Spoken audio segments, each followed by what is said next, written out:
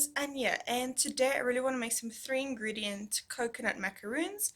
And if you like this video, give it a like, comment, and subscribe to my channel for more videos. And don't forget to hit that notification bell to be notified every time I upload.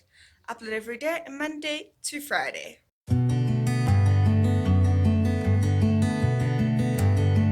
In a bowl, add 5 1/3 cup of coconut.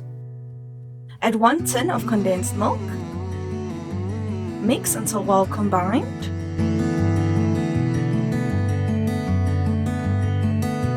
Add in 1 teaspoon of vanilla essence. Mix until well combined.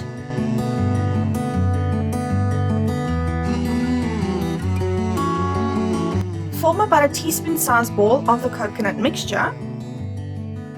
Squeeze into shape and place on a prepared baking tray.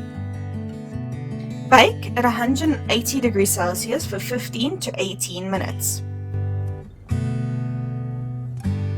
I drizzled some melted chocolate on top, but that is completely optional.